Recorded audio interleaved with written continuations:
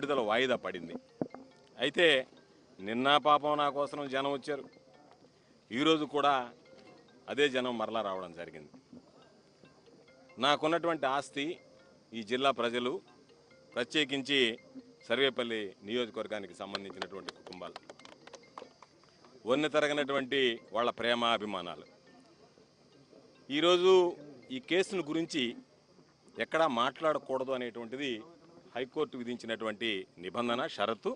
కాబట్టి ఆ షరతులకు లోబడి ఈరోజు ఈ హైకోర్టు మంజూరు చేసినటువంటి బెయిల్ విషయంలో నేను ఏది కూడా వ్యాఖ్యానించదలుచుకోలేదు. అయితే బహుశా నెల్లూరు జిల్లాకు సంబంధించి 2 సార్లు శాసనసభ్యుడిగా, ఒకసారి జిల్లా పరిషత్ చైర్మన్గా, ఒకసారి మంత్రిగా పనిచేసినటువంటి వ్యక్తిని ఇన్ని రోజులు జైల్లో పెట్టడం అనేటువంటిది ఇది ప్రథమంగా జరిగింది. అంటే ఎక్కడ లేనటువంటి సాంప్రదాయాలని ఈరోజు కూటమి ప్రభుత్వం పరిచయం చేస్తుంది. అయితే ఈరోజు ఒక్కసారి ఆలోచన చేస్తే ఎంత బాధాకరమైనటువంటి విషయం అంటే, నాకు నవ్వాలనో ఏడవాలనో తెలియనటువంటి దుస్థితి. 6 కేసులు నా మీద సోషల్ మీడియాలో పెట్టారు. నేను అధికారంలో ఉన్నప్పుడు, మంత్రిగా ఉన్నప్పుడు నా మీద చేసినటువంటి విమర్శల మీద ఒక్కసారి కూడా నేను సోషల్ మీడియాలో కేసు పెట్టించినటువంటి దాఖలాలు లేవు. 6 కేసులు పెట్టారు. ఆ తర్వాత మరలా ఈరోజు హైకోర్టు మంజూరు చేసినటువంటి ఈ కేసు పెట్టారు. దాని మీద 7 పీటీ వారెంట్లు వేశారు. 7 పీటీ వారెంట్లు ఎంత నవ్వొచ్చాయంటే, ఎప్పుడో ఎన్నికల కమిషన్ టైంలో జరిగినటువంటి లిక్కర్ కేసు. ఆ రోజు మా ప్రభుత్వం అధికారంలో లేదు. ఆ కేసు రిజిస్టర్ అయింది. కూటమి ప్రభుత్వం అధికారంలోకి వచ్చింది. ఆ రోజు కూటమి ప్రభుత్వంలో పనిచేసేటువంటి అధికారులే దాని మీద విచారణ జరిపి ఛార్జ్షీట్ ఫైల్ చేయడం జరిగింది. 1 సంవత్సరం తర్వాత మరలా ఛార్జ్షీట్ రీఓపెన్ చేయాలి, ఎంక్వైరీ చేయాలని చెప్పి ఓపెన్ చేసి, ఎవరో ఒక వ్యక్తి, ఎంత హాస్యాస్పదం అంటే, నేను ఎన్నికల్లో వెళ్ళినప్పుడు ప్రచారంలో మీ అందరికీ లిక్కర్ పంచుతాను, ఓట్లు వేయండి అని చెప్పానంట. దాని మీద ఒక వ్యక్తి మమ్మల్ని ప్రశ్నించాడంట, సార్ ఓట్లు అడగడం ధర్మమా, లిక్కరిస్తామని. దాని మీద మేము దాడి చేసామంటే ఎక్కడ పత్రికల్లో, మీడియాలో ఎక్కడ రాలే. అది దాని గురించి చెప్పి ఒక కేసు. అదే పందాలో పంటపాలెంలో జరిగినటువంటి దాంట్లో అదే విధంగా సేమ్ మ్యాటర్ మీద ఒక కేసు. ఆ తర్వాత ఎక్కడో కనుపూరు కెనాల్ మీద ఒక కేసు. సర్వేపల్లి రిజర్వాయర్ మీద కేసు ఏందో తెలుసా? సర్వేపల్లి రిజర్వాయర్లో ఉండేటువంటి మట్టిని బాంబులు పెట్టి పేల్చామని. ఎక్కడ వినలే. మ్యాజిస్ట్రేట్ రిమాండ్ రిజెక్ట్ చేశాడు దాంట్లో. అంటే బాంబులు పెట్టి పేల్చారా, బాంబులు పెట్టి పేల్చినట్టుగా మీ కంప్లైంట్లో ఎక్కడ లేనటువంటి కంప్లైంట్ ఇక్కడ ఎట్లా వచ్చిందని చెప్పి మాట్లాడాడు. కాబట్టి రకరకాలైనటువంటి కేసులు, విచిత్రమైనటువంటి కేసులు పెట్టడం జరిగింది. ఏది ఏమైనా మా నాయకుడు వైఎస్ జగన్మోహన్ రెడ్డి గారు, ఆయన పాపం మేము కానీ, మాకు సంబంధించినటువంటి నాయకులు, కార్యకర్తలు, కుటుంబ సభ్యులు లాంటి జిల్లా ప్రజలు కష్టకాలంలో ఉన్నప్పుడు, ఆందోళనలో ఉన్నప్పుడు, ఆయన కనీసం నెల్లూరుకు రావడానికి కూడా నియమ నిబంధనలు పెట్టి నియంత్రించేటువంటి పరిస్థితి వచ్చినప్పుడు వాటన్నిటినీ లెక్క చేయకుండా, లక్ష్య పెట్టకుండా, ఎన్ని రకాలైనటువంటి అవమానాలు వచ్చినా, ఎన్ని రకాలైనటువంటి ఇబ్బందులు వచ్చినా సరే వాటన్నిటిని అధిగమించి నా అనుకున్నటువంటి వాడికి నేను అండగా నిలవాలనేటువంటి లక్ష్యంతో ఈరోజు నెల్లూరుకు రావడం. నాతో పాటు ఎన్నడూ జరగలేదు ఒక మాజీ మంత్రి ఇంటి మీద దాడి. ఇది దౌర్భాగ్యకరమైనటువంటి విషయం. అన్ని విషయాలు కూడా రాబోయే రోజుల్లో మాట్లాడదాం. ప్రసన్న ఇంటి మీద దాడి చేసి మరలా ఆయన మీదనే కేసు పెట్టి ఆయనకు సంబంధించినటువంటి వ్యక్తులు కూడా ఈరోజు జైలు పాలు చేయడం జరిగింది. కాబట్టి ఇవన్నీ వింత పోకడలు, విపరీతమైనటువంటి ఆలోచనలతో వచ్చేటువంటివి.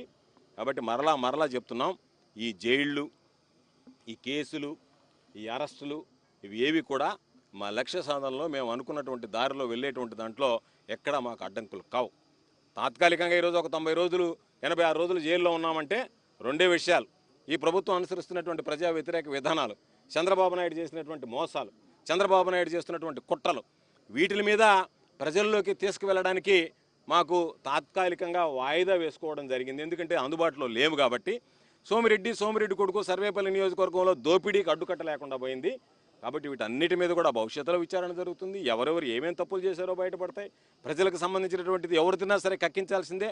అందుకే నేను ఎక్కడా కూడా మరొకసారి మీ అందరికీ స్పష్టంగా చెప్పదలుచుకున్నాను, ఎక్కడా కూడా ఏ కోర్టులో కూడా జరిగినటువంటి అన్ని కేసుల్లో కూడా నేను తప్పు చేయలేదు, నాకు బెయిల్ ఇవ్వండి అని అడిగాను తప్ప నాకు ఆరోగ్యం బాగలేదు, ఇంకో కారణాలు ఉన్నాయని ఎక్కడా కూడా 8 కేసుల్లో ఎక్కడ ఒక్కదానిలో కూడా అడిగినటువంటి దాఖలాలు లేవు.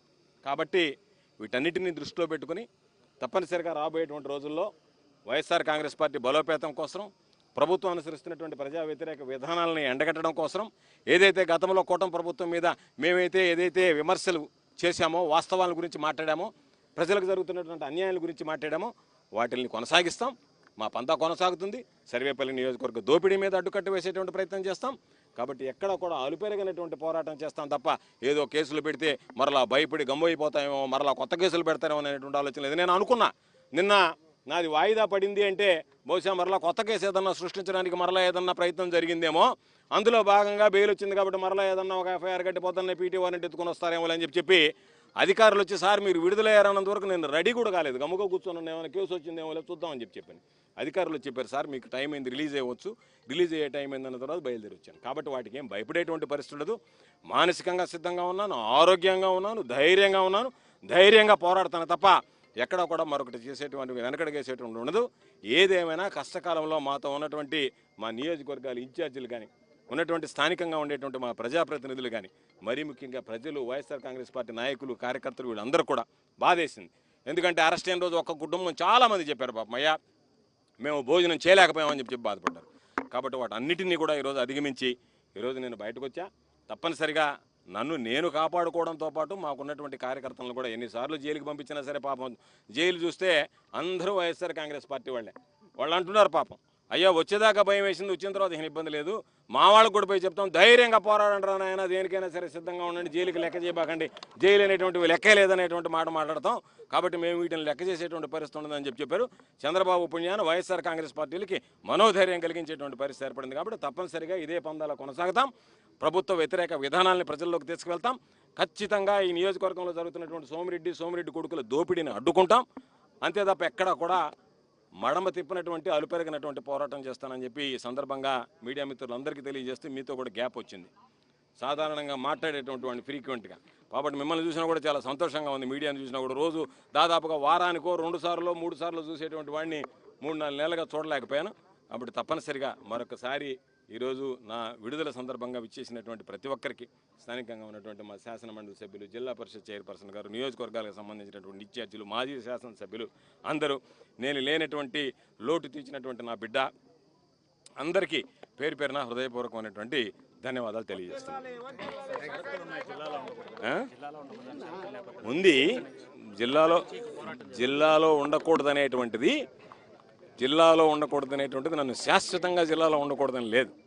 జిల్లాలో ఉండకూడదన్న షరత్ ఏంటంటే ఛార్జ్ షీట్ ఫైల్ చేసినంత వరకు ఎస్టీలని భయపెడతారు అనేటువంటి దాని మీద జిల్లాలో ఉండవద్దు అని చెప్పి హైకోర్టు ఆర్డర్ ఇచ్చింది. దాన్ని జిల్లాలో హైకోర్టు ఛార్జ్ షీట్ విచారణ పూర్తి ఛార్జ్ షీట్ ఫైల్ అయిన దాకా జిల్లా సరిహద్దులు బయట ఉండడం జరుగుతుంది. ఎక్కడి నుంచైనా, బయట నుంచైనా కొనసాగద్ది, ఇక్కడి నుంచైనా కొనసాగద్ది, సోషల్ మీడియాలో కొనసాగద్ది, అన్ని రకాల కొనసాగద్ది. నేను జైల్లో ఉంటే తప్ప జైలు బయట ఉంటే పోరాటమే.